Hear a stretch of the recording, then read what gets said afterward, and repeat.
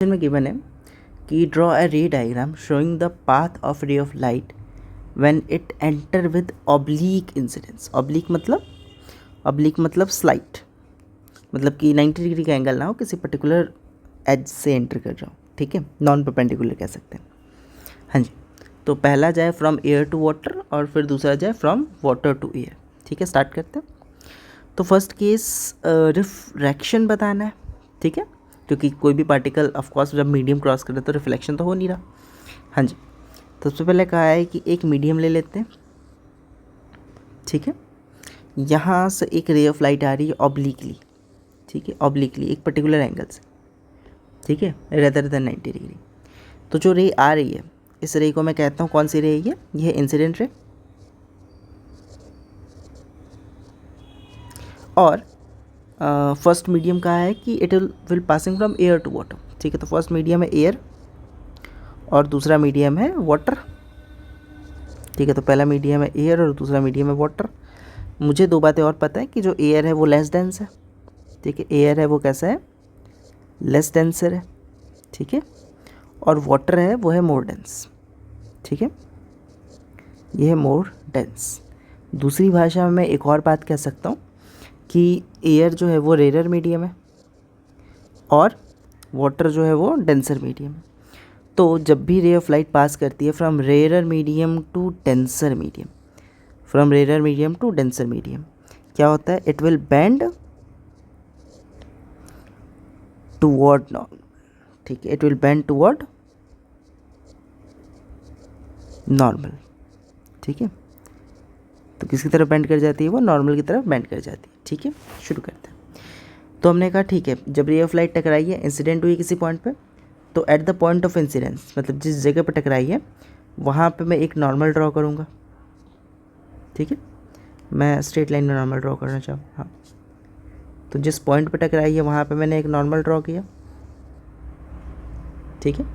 अच्छा, normal draw करने के बाद मैंने क्या कहा कि अब ये रे अगर इसके रास्ते में वाटर ना आया होता तो कैसे ट्रैवल करना चाहती, ये बिल्कुल स्ट्रेट लाइन में जाना चाहती है, ऐसे कुछ, ठीक है, कुछ ऐसा, ठीक है, ऐसा स्ट्रेट लाइन फॉलो करना चाहती।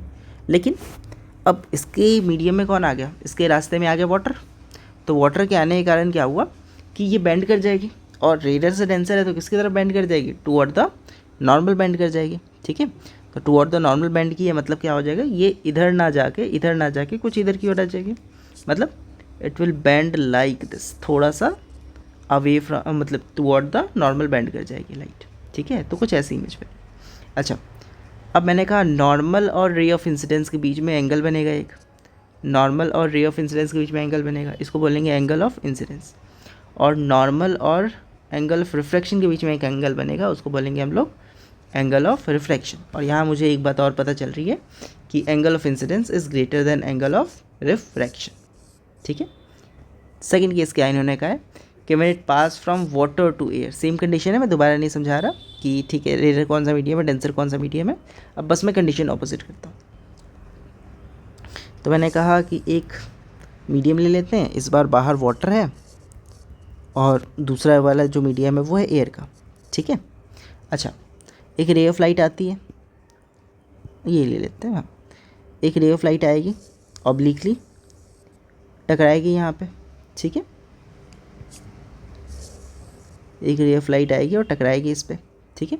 टकराने के बाद क्या होगा कि ये इंसिडेंट रे होगी और at the point of incidence, जिस जगह पे टकराई है उस जगह पे मैं एक नॉर्मल ड्रॉ कर लूँगा, ठीक है। तो इस पॉइंट पे टकराई है तो इस पॉइंट पे मैंने एक नॉर्मल ड्रॉ कर लिया, थोड़ा ज़्यादा बड़ा हो गया, ठीक, कोई बात नहीं, चलता है।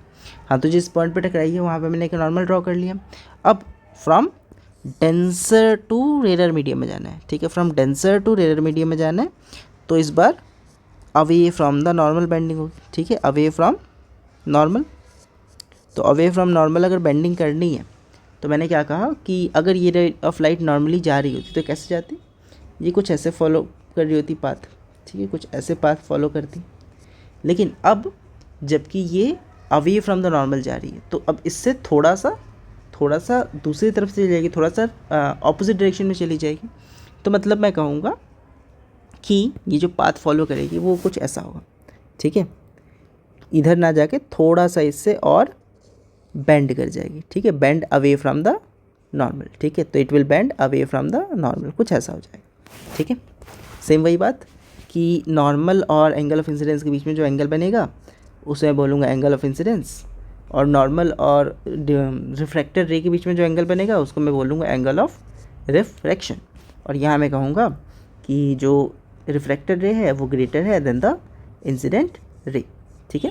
रे डायग्राम समझाना था, आई होप क्लियर होगा। कोई डाउट हो आप मुझे कमेंट सेक्शन में पूछ सकते हो। Thank you.